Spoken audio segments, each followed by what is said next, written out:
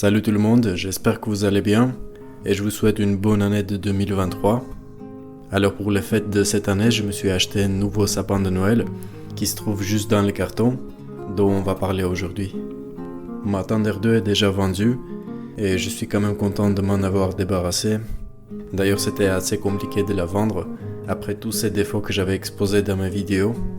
Bon, j'ai dû payer le prix de l'honnêteté. La Thunder 2 a cédé sa place à ma nouvelle trottinette, c'est la Teveran Fighter. J'avais beaucoup hésité avant l'achat de cette trotte, déjà parce qu'elle ressemblait un peu trop à la Thunder 2 avec son design, et moi je voulais plutôt quelque chose de nouveau, et aussi parce que je connaissais pas du tout cette marque, et normalement je n'achète pas les modèles qui juste viennent de sortir, tout frais, mais plus j'analysais ses caractéristiques, ses performances, son équipement, plus je commençais à me convaincre que c'est une trotte vraiment très intéressante. Et maintenant quand je l'ai et après quelques semaines d'utilisation, je peux dire que pour moi cette trotte elle a battu tous ses concurrents dans sa catégorie. C'est la tueuse des Dualtron.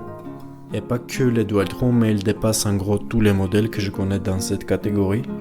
Pourquoi je l'appelle comme ça? Eh bah restez avec moi jusqu'à la fin de la vidéo. On va parler de tous ses points forts. La vidéo va être un peu longue. Et je vous préviens qu'après l'avoir regardé, vous risquez de vendre votre trotte actuelle pour aller l'acheter. Vous êtes prêts? On y va.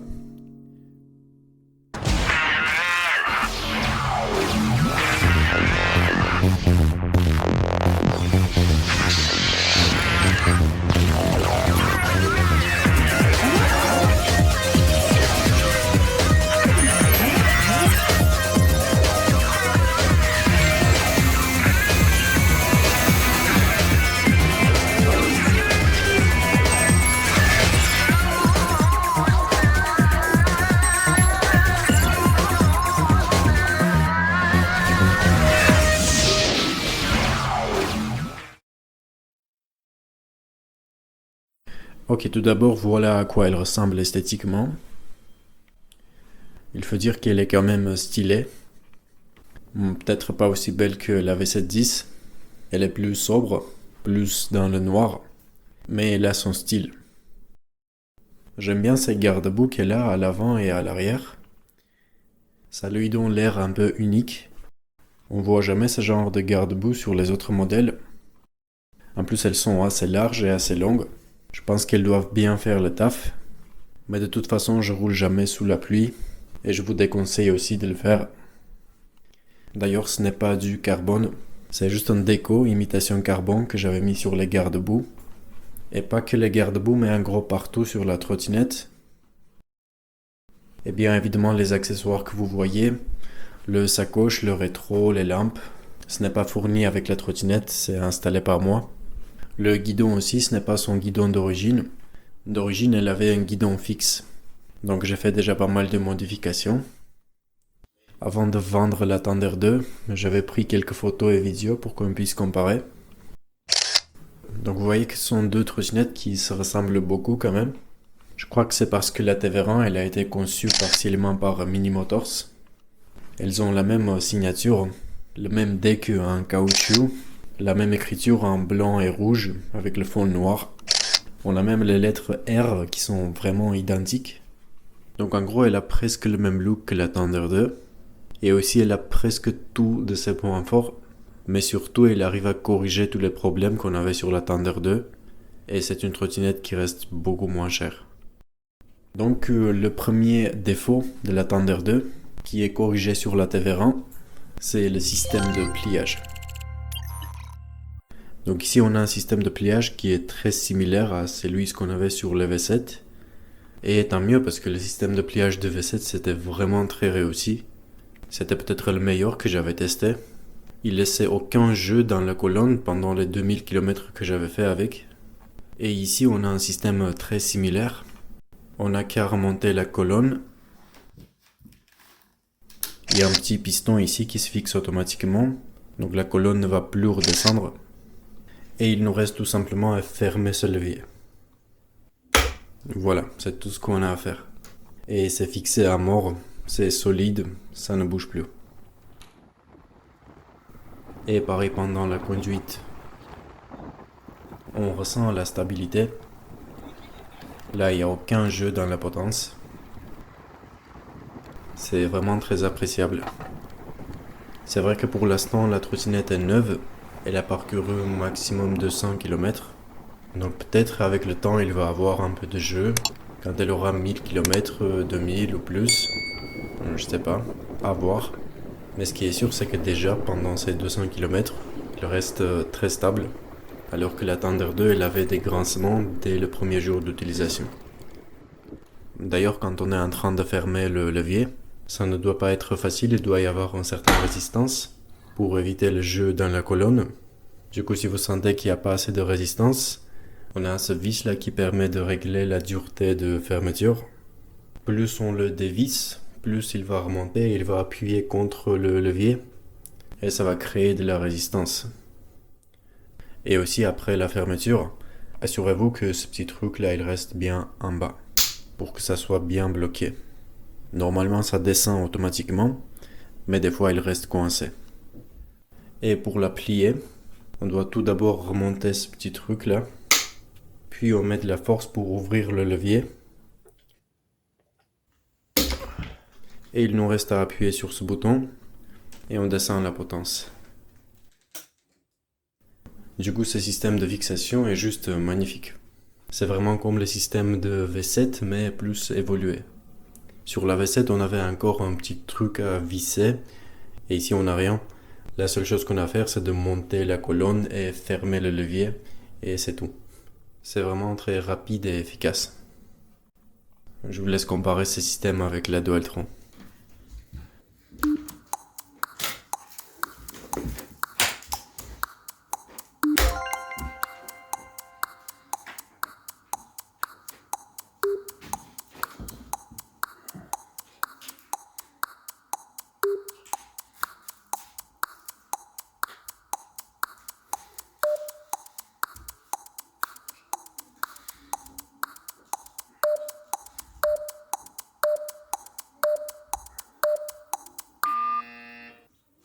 Voilà, il y a quand même une grande différence. Peut-être ça paraît pas grand chose, mais quand même quand vous devez le faire à chaque utilisation, c'est un peu embêtant. Et en plus la Thunder 2, après avoir pris tout ce temps, elle grince encore. Elle grince aussi fort que le lit de mes voisins. Alors que la Tévéran reste solide.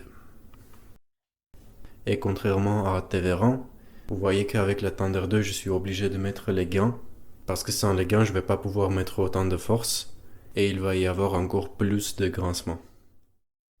Donc la différence entre ces deux systèmes, c'est vraiment le jour et la nuit. La deuxième chose que je détestais chez les Dualtron, et qui est corrigée ici, c'est les suspensions. Peut-être vous l'avez déjà aperçu que sur cette trottinette, on a des suspensions hydrauliques, exactement comme sur la 010X ou la V710, sauf que c'est encore mieux, on a des suspensions qui sont réglables, avec ce petit bouton qui permet de les régler aussi facilement que vous réglez un amortisseur de direction. Donc on a des suspensions exactement comme sur la Nami. Je ne les ai pas encore réglées, parce que j'étais déjà assez à l'aise avec la souplesse d'origine. Mais pour les régler, on a tout simplement à tourner ce petit bouton à droite ou à gauche, ou bien on prend un pince et on règle la bague qui se trouve juste en dessous, qui va permettre de resserrer ou desserrer l'amortisseur pour avoir plus ou moins de jeu. Et c'est superbe, c'est vraiment trop facile le réglage. Un petit rappel, pour pouvoir faire les mêmes modifications sur les Dualtron, on achète tout d'abord une cartouche de 120 € pour l'avant et une pour l'arrière, puis on attend quelques jours avant qu'elle soit livrée. Après, on ramène la trottinette dans un atelier et on paye 45 € pour chaque roue pour remplacer les cartouches. On attend encore quelques jours avant que ça soit fait. Et finalement, on va récupérer la trottinette. Et si jamais après on n'est pas satisfait avec les résultats, on doit tout refaire. Et même après avoir installé les cartouches les plus souples, on n'a toujours pas la même souplesse et le même confort qu'avec ces suspensions hydrauliques. Donc je vous laisse faire les conclusions. Mais la différence entre ces deux systèmes, c'est énorme. Du coup, avec ses suspensions et son système de pliage qui ne laisse aucun jeu dans la potence, la trottinette est très confortable. très agréable à la conduite. Elle a d'ailleurs une accélération très douce et progressive. Et ça fait encore une fois penser à la V7. Elles sont vraiment très similaires.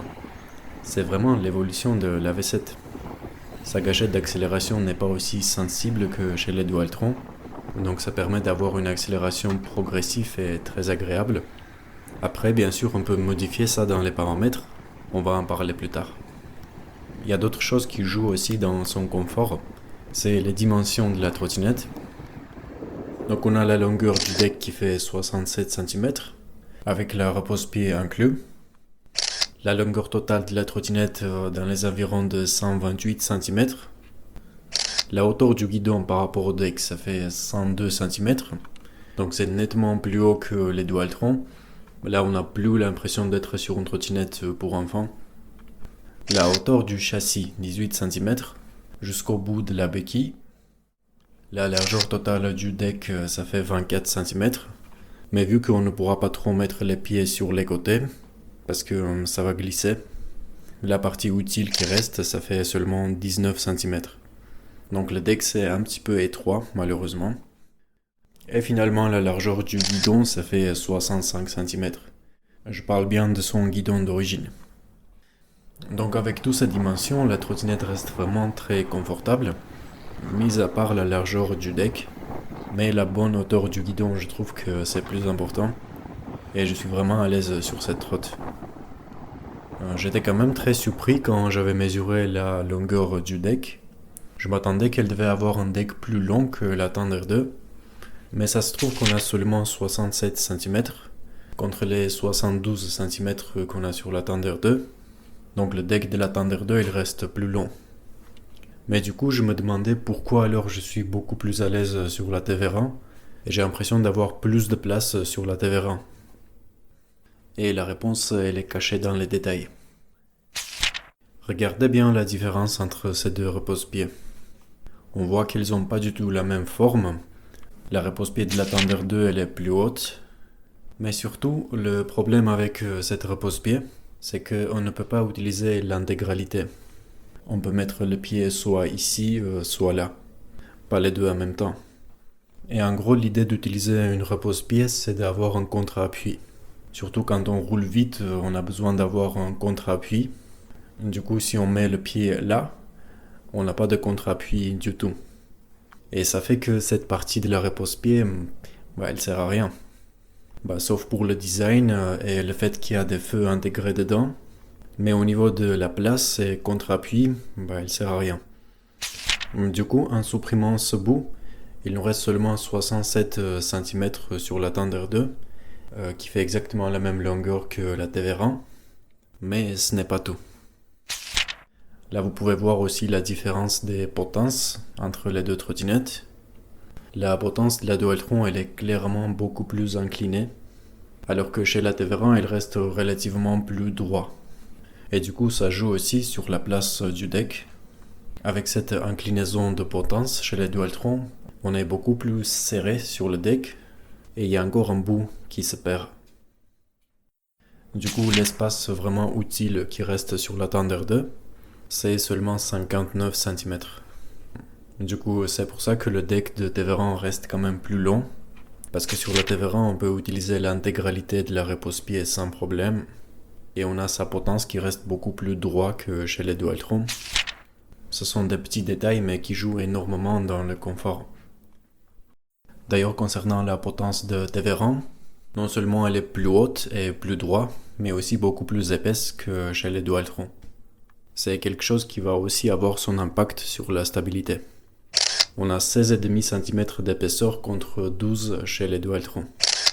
Du coup, ici, on a la potence qui est beaucoup plus longue et plus épaisse. Nice!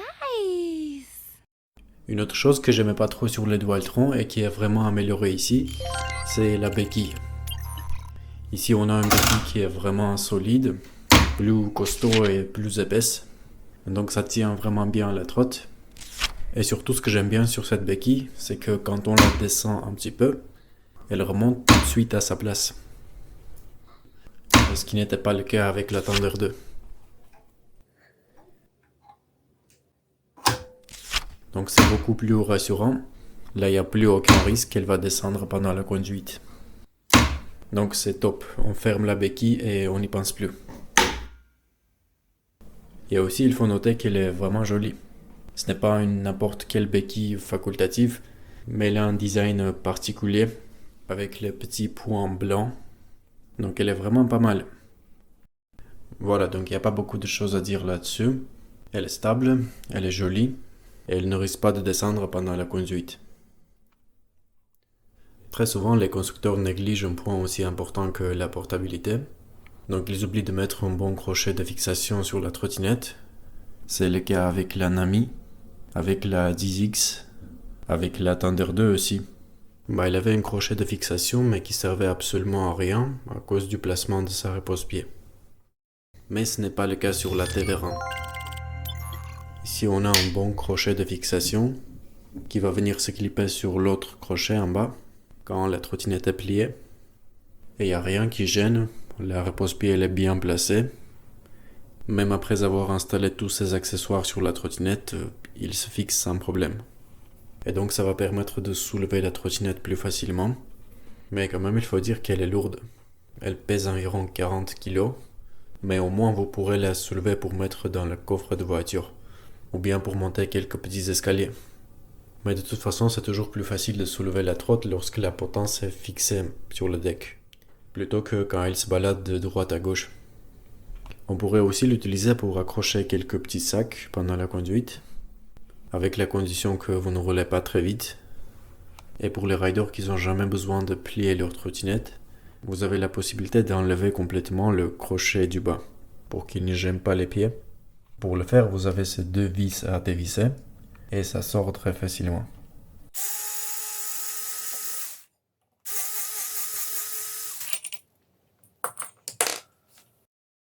Voilà, donc tous ces points forts là qu'on a vus, à mon avis, ils sont empruntés chez la V7. Et tant mieux parce que c'était une trottinette vraiment très réussie. Mais le plus gros problème qu'on avait sur la V7, c'était ses pneus à chambre à air, qui crevaient très très facilement. Et ça aussi, c'est un défaut qui est corrigé par la TV-RAN. Elle est équipée avec des pneus 11 pouces, tubeless, increvables. Donc exactement les mêmes super pneus qu'on avait sur la Thunder 2. Même ces pneus de TV-RAN, ils ont mieux fait le test. Je vous avais montré le test avec les pneus de la Thunder 2 pour voir s'ils sont vraiment increvables ou pas. Et alors son pneu avant avait très bien fait le taf. Par contre son pneu arrière il avait crevé quelques jours plus tard. Donc j'ai dû planter une mèche pour la réparer. Et là j'ai fait le même test avec les pneus de la TV-RAN. Et même cette fois j'ai utilisé une vis plus épais. Et j'avais aucun chute de pression pendant le test, ni quelques jours plus tard, ni quelques semaines plus tard. Des pneus vraiment superbes. Donc allez, on va regarder les résultats du test. Donc on a le pneu qui est bien gonflé. Là vous pouvez voir la pression indiquée sur la pompe. On est sur 50 PSI. Et c'est parti.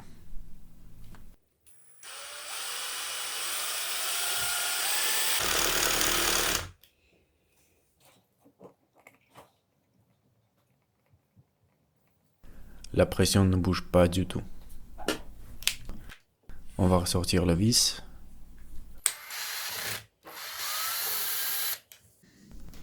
Incroyable, on n'est même pas sur 49. On va vérifier s'il y a de l'air qui sort tout doucement.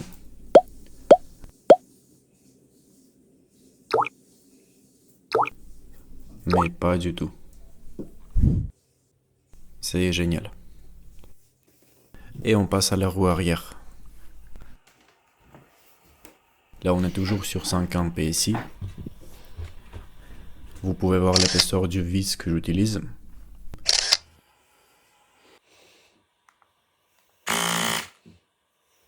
C'est parti.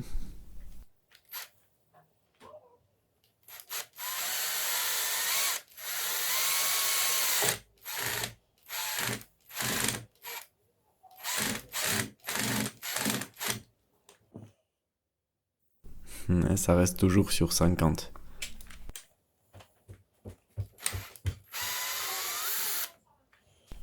Vérification.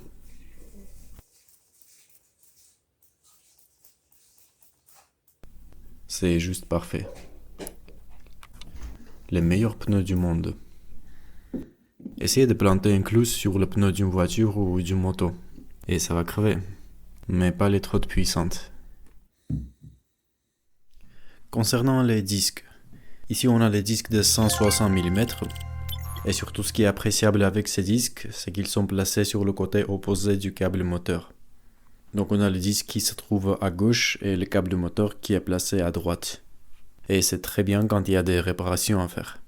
Quand vous aurez à remplacer les disques, par exemple, vous aurez qu'à démonter la roue, dévisser les petits vis et enlever les disques très facilement.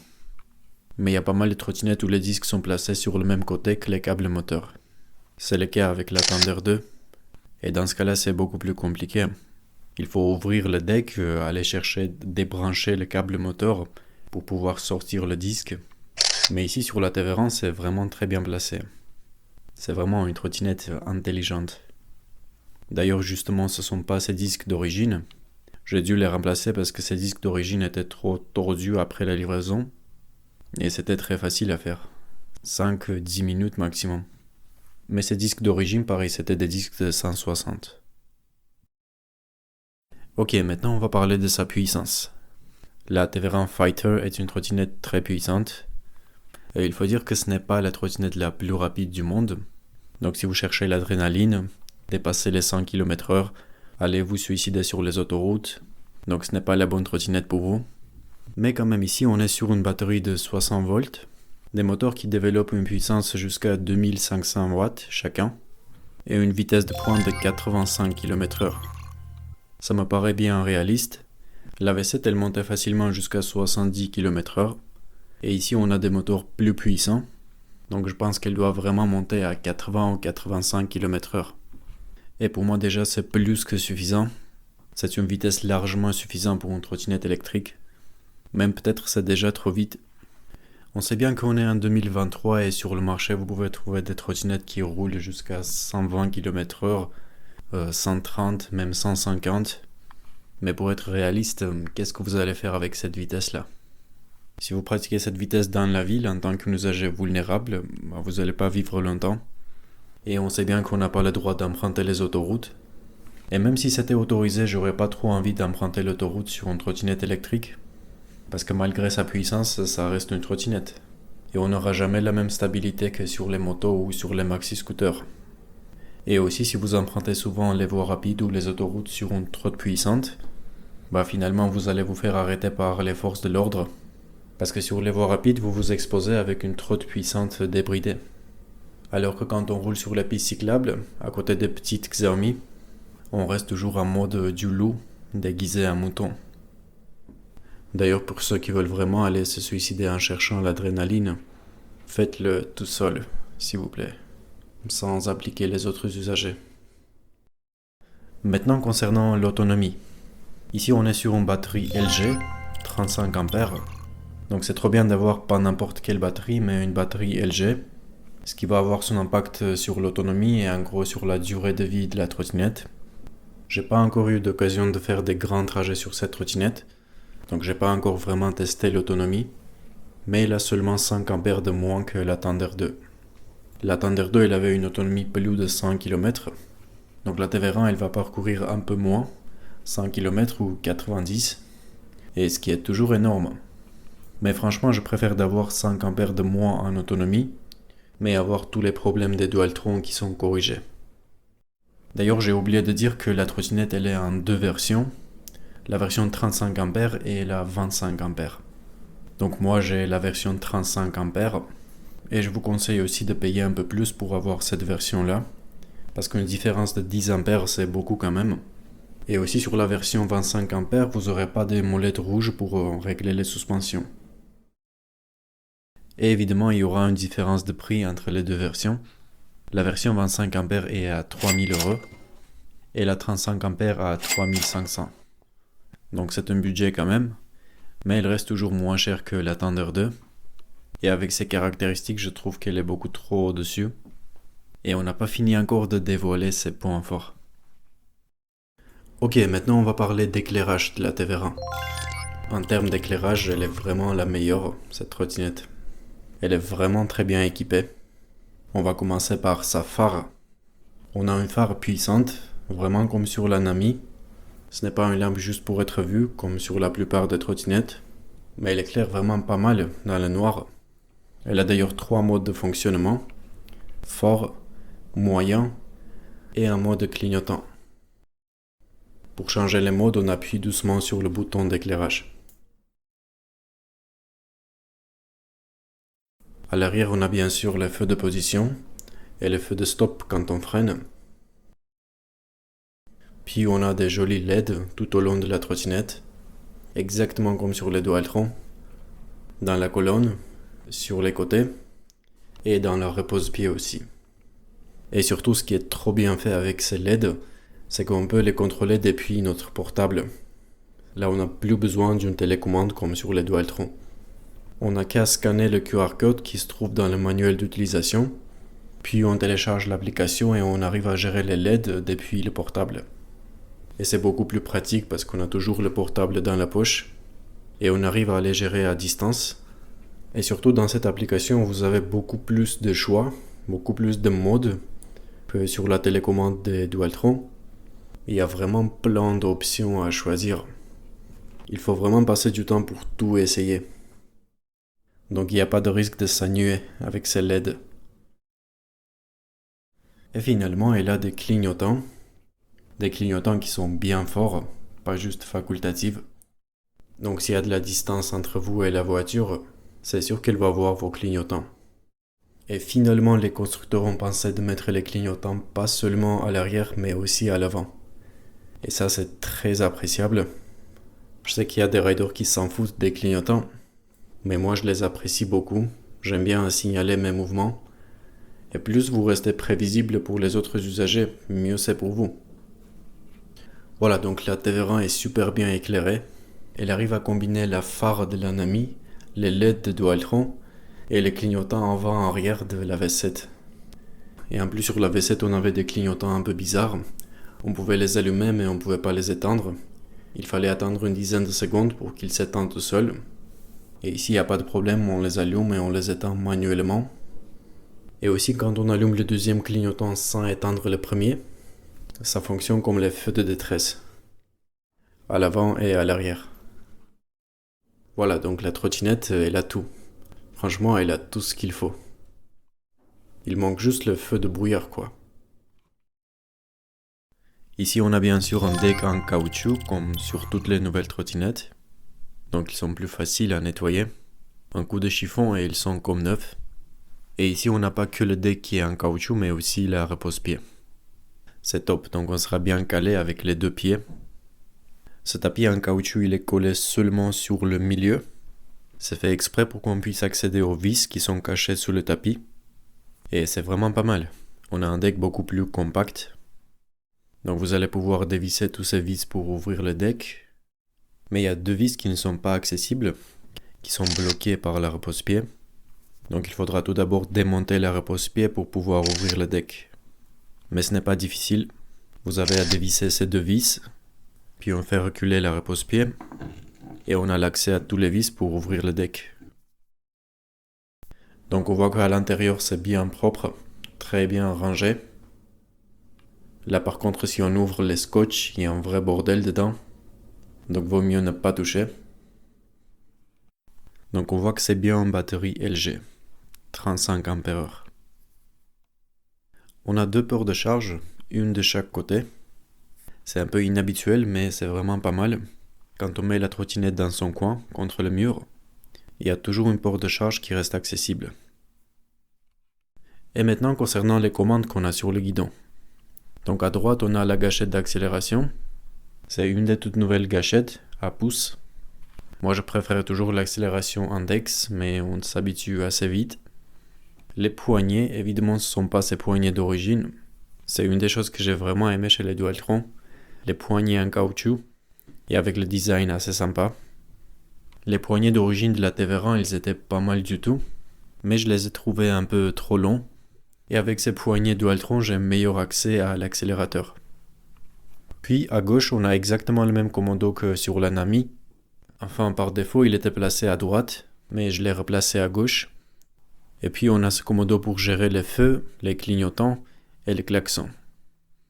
On est bien d'accord que le commodo qu'on avait sur les nouvelles Dualtron, c'était beaucoup plus joli, plus classe, plus futuristique, mais je préfère quand même ce commodo-là. Tout simplement parce qu'ici on a des voyants. On a un voyant pour la phare et des voyants pour les clignotants, et ça c'est super pratique. Sur la Dualtron, ça m'arrivait très souvent d'oublier d'éteindre le clignotant, et du coup ça envoie un mauvais message derrière. Ici, avec des voyants, il y a plus de risque d'oublier les éteindre. Et aussi, ce qui était un peu compliqué avec le commodo des Dualtron, c'est que pour éteindre les clignotants, il fallait appuyer tout doucement sur le bouton pour le mettre en position neutre. Mais si on appuyait un peu trop fort, ça activait l'autre clignotant. Donc c'était un peu subtil. Et quand on roule un peu vite avec toutes les vibrations, et surtout quand on a des gants, c'est pas du tout évident à gérer ça. Et ici on a un démarrage avec les cartes NFC, exactement comme sur le V7. Mais ici c'est un petit peu différent. Sur le V7 on devait présenter la carte à chaque démarrage, à chaque fois qu'on allumait l'écran. Et ici on utilise la carte comme une clé pour verrouiller et déverrouiller la trottinette. Une fois qu'elle est déverrouillée, on peut allumer et éteindre l'écran autant de fois qu'on veut et ça va pas demander la carte. Et une fois que c'est verrouillé, on n'arrivera plus à allumer l'écran. Et en gros, c'est un système un plus pratique. Vous verrouillez la trottinette seulement quand vous le trouvez vraiment nécessaire. Finalement, en ce qui concerne l'écran de la trottinette, là j'ai beaucoup de choses à dire concernant l'écran. Mais en quelques mots, c'est vraiment le meilleur écran que j'ai jamais vu sur une trottinette. Beaucoup plus large, plus joli, plus visible, avec le fond noir. Et surtout, ça donne beaucoup plus d'informations que n'importe quel autre écran. Rien à voir avec l'LCD vert de chez Minimotors. Ici, c'est comme si on avait un petit smartphone installé sur le guidon, sauf sans l'écran tactile. Vu qu'ici, il y a plein de choses à montrer, plein de petits détails, je vais faire une autre vidéo concernant que l'écran, pour ne pas faire cette vidéo trop longue. Donc abonnez-vous pour être notifié dès que la vidéo sera publiée. Et finalement, le dernier point fort de cette trotte intelligente. L'amortisseur de direction que vous voyez, ce n'est pas installé par moi, ça vient avec la trottinette par défaut. Peu importe que vous preniez la version 25 A ou 35. Et c'est trop bien, surtout vu le prix de la trottinette. Ma Thunder 2 qui était à 4000 €, elle est venue sans l'amortisseur de direction. Et c'est un accessoire très important, surtout pour les amateurs de vitesse. Et quand on l'achète séparément, ça coûte environ 170 € avec son kit d'installation. Oui, c'est un peu cher, mais c'est moins cher que les dégâts de chute. Donc ici, l'amortisseur il est déjà inclus dans le prix. Il n'y a pas beaucoup de trottinettes qui l'ont par défaut, malheureusement. Chez les Dualtron, c'est seulement les modèles les plus chers qui l'ont, comme la Storm Limited et la X Limited. Mais ces modèles sont tellement chers, leur prix est tellement au-dessus du raisonnable, qu'avoir installé un amortisseur de direction par défaut, c'est la moindre des choses qu'ils devraient faire. Mais c'est rare de l'avoir dans la catégorie de prix de la TV1. Et c'est encore une fois très appréciable. Voilà, c'est tout finalement. Je vous laisse la liste de tous ces points forts. Donc avec toutes ces caractéristiques, elle dépasse vraiment la Thunder 2. Et je pense que c'est même pas la peine de la comparer avec les modèles en dessous, comme la Victor Luxury, la Chileus, la première Thunder, etc. Donc en gros, c'est vraiment une très bonne machine. Une mix parfaite de la Nami, la Thunder 2 et la V7, et qui corrige aussi tous leurs problèmes. Mais la Thunder 2, elle aura quand même quelques avantages contre la TV1, dont on va parler dans la deuxième partie de la vidéo.